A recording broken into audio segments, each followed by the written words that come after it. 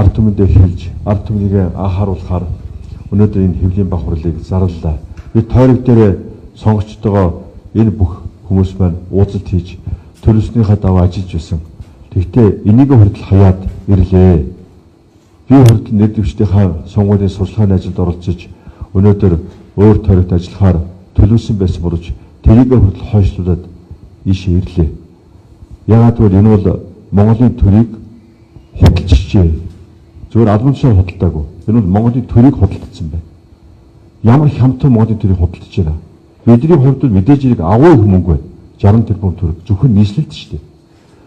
Хөдөө оронтыг оруулах юм бол энэ аягуул 2 нугарна. 3 нугарна. Тэгвэл 120-оос 180 тэрбум төгрөг байна. Тэгвэл Монголын төрийг бодоод үзлээр ямар амархан хямдхан худалдаж байна Монголын төрийг.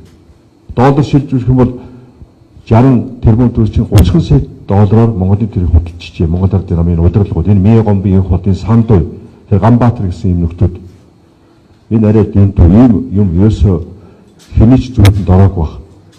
Ард иргэдийн зүудэнд ороогүй баг. Ийм ностой хэрэг болж байна. Монголчуудаа одоо сэрээч. Та нарыг унтчих хооронд Монгол ардын намын удирдлагууд жинхэнэ гишүүдэд хэллэггүй. Энэ Монголын төрийг худалдчихжээ. Энэ худалдагдсан төр тэгээд эдний гарт орж энэ өнөөдөр сонгуульд өгч байгаа нэртэйгээр үнэ иргэдээр хууль зөрчиж босгож байгаа мөнгөө энэ нөхдүүд эргүүлж хэд нугаж авна. 60 тэрбумыг 600 тэрбум болгож авнаа.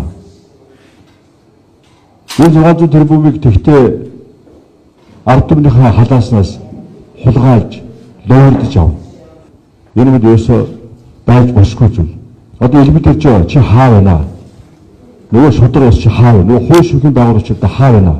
Нөгөө прокурор хаа вэ? Нөгөө энэ хоёрын хойноос хөөсдөд нөгөө архитект тэмцэх газар хаа байна? Нөгөө цагдаа хаа байна?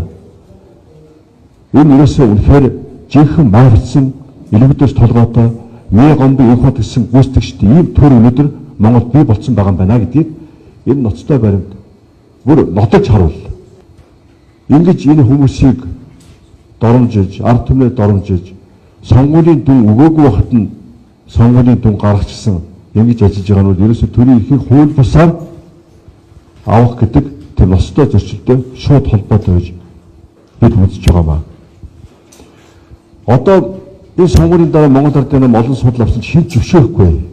Энэний дараа Монгол ардын нам одоо олон судал авах юм бол зөвхөн луваар ард түмний саналаар биш. Ийм луваар авах гэж юм байна. Ингэж авах юм байна. Одоо энэ сонгуулийн дүнд Монгол ардын нам олон судал авах гэсэн ийм дүн гарах юм бол энэ бол шал худлаа сонгуул болсон байна гэдэг батлагдана.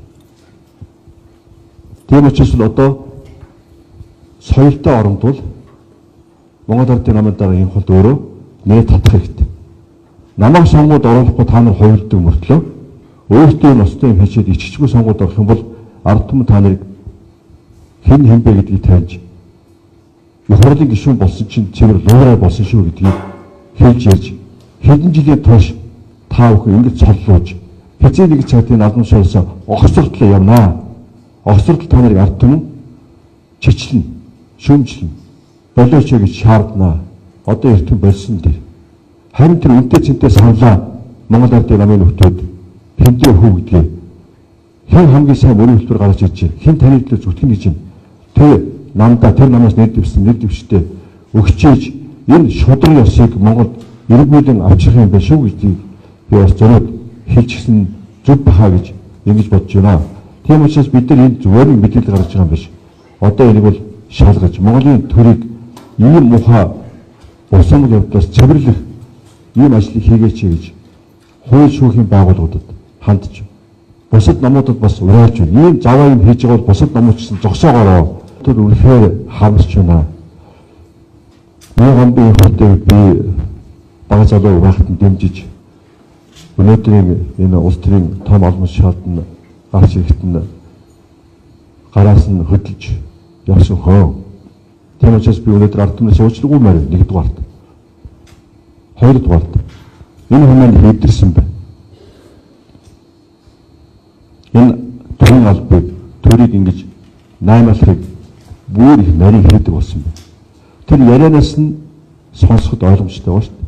Тэр Монгол Ардын хувьсалтай ямар ч холбоогүй, арчсантай ямар ч холбоогүй тэр яриа болж байгаа.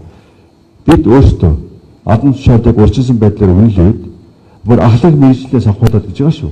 Тэгээ бүр дээшээ үнэлээд тэгээд зөвхөн нийслэл 60 тэрбум төгрөг босгоно.